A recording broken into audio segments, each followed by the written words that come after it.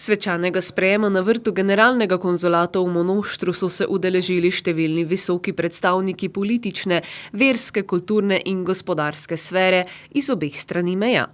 Režiserka se je odločila, da nas postavi simbolično med polja in travnike pred obloženo mizo s kruhom.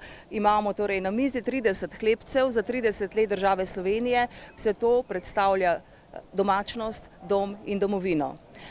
Vesela sem, da so se današnjega sprejema, da so nas počastili ob tej 30-letnici države Slovenije, samostojne Slovenije, da so nas počastili res številni gostje, visoki predstavniki iz Madžarske in Slovenije, predstavniki oziroma naši dragi porabski rojaki, kar sem najbolj vesela, tako da v tem smislu res je praznovanje uspelo. Lahko po mojem mnenju praznujemo ponosni in veseli, da imamo svojo državo.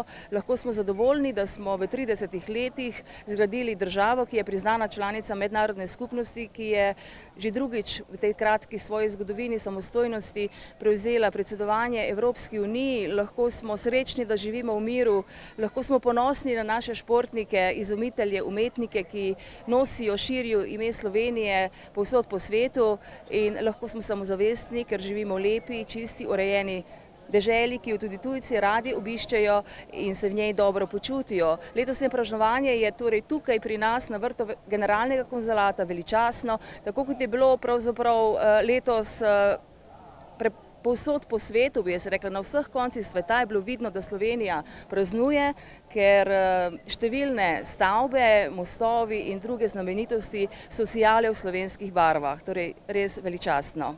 Mesto osrednjega govorca je pripadlo predsedniku državnega sveta Alojzu Kovšci. Da lahko danes slavimo in krepimo slovensko kulturo in državno samozavest, se moramo v prvi vrsti pokloniti našim zavednim ter srčnim rojakom, ki ste Slovenijo nosili v srcu, ko le ta še ni bila samostojna in neodvisna država.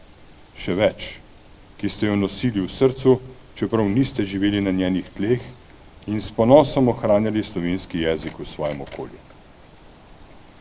Slišati slovenski jezik tukaj v Porabju, spremljati povezanost slovenske skupnosti, vaša prizadevanja za ohranitev slovenske identitete ter krepitev pripadnosti, zlasti med mladimi generacijami, opazovati izjemen trud kulturnega in gospodarskega čezmejnega sodelovanja je darilo posebne vrste in pomena. Prav zato sem iskreno počaščen, da lahko delim to radost ob praznovanju 30. rojstnega dne naše države z vami, dragi rojaki.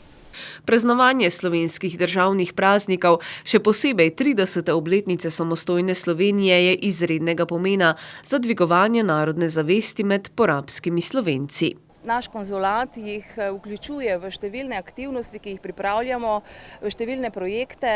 V zadnjem tednu smo dejansko res z njimi praznovali pri Malem Triglavu, Andovcih, simbolno smo na vrh Malega Triglava zapičili slovensko zastavo, tam je bilo res tudi veselo. Potem smo imeli včeraj z mladimi kviz v mladinskem taboru, kviz o poznavanju Slovenije in Porabja. Mladi so se družili, torej slovenski otroci, porabski otroci, tako da so tudi na ta način se spoznavali, ohranjali torej jezik, kulturo, identiteto. Danes praznujemo, tako da res želimo si, da se slovenstvo na tem koščku ohrani, in zato jih spodbujamo in jim pomagamo, jih podpiramo, kolikor je v naših močeh. Tudi Zveza Slovencev na Madžarskem je počastila dan državnosti s slovesnostjo v Slovenskem kulturnem in informacijskem centru v Monoštru. Na samo praznovanje pa so se pripravljali že nekaj mesecev pred tem.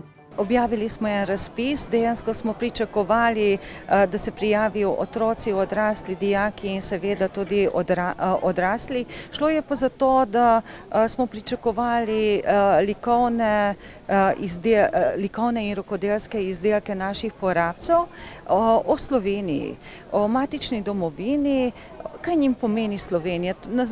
Naslov oziroma tega razpisa je bila Slovenija zame. In je pa bilo zanimivo, da smo dobili res ogromno izdelkov. Dobili smo slike, dobili smo risbe, dobili smo tudi grafiko, rokodelske izdelke, sodelovali so otroci osnovnih šol, tudi dijaki srednjih šol in seveda tudi naša rokodelka. Izredno lepe stvari so to, tudi še nekaj časa so na ogled, se je bila postavljena tudi razstava v Slovenskem kulturnem in informativnem centru. In motive, če pa pogledamo, dejansko bi lahko rekli, da to so značilnosti Slovenije, simboli Slovenije in seveda lepote Slovenije. In razstava je po mojem čudovita, res prenaša neko doživetje oziroma to, kako naši porabci doživljajo Slovenijo, kaj jim pomeni Slovenija. In seveda za nas vse pa vsekakor moramo reči, da samostojna Slovenija je omogočila tudi to, da se je naša skupnost okrepila in temu smo izredno hvaležni. In sama prireditev je pa bila namenjena tudi temu, seveda poleg tega, da smo otvorili razstavo iz teh likovnih in rokodelskih izdelkov, smo imeli tudi en koncert, kjer so nastopali vokalisti oziroma kvintet Eternum iz Prekmurja.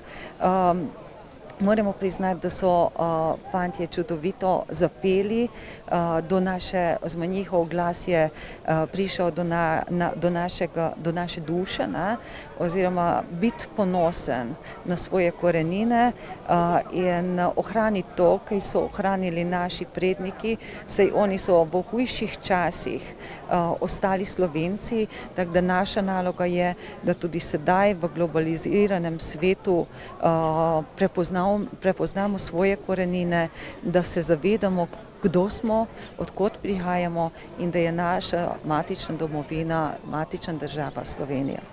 Obeh slovesnosti se je udeležil tudi novoimenovani veleposlanik Republike Slovenije v Budimpešti, dr. Marjan Cencen. Jaz bom predvsem poskušal nadaljevati pot dobrega sodelovanja, na katero sta stopili Madžarska in Slovenija vse od neodvisnosti naše države. Osnove so dobre, imamo dobre politične odnose, imamo dobre odnose med ljudmi. Želimo si še več povezljivosti in z veseljem ugotavljam, da se to stanje precej popravlja, tako na področju cest, železnic in drugih komunikacij.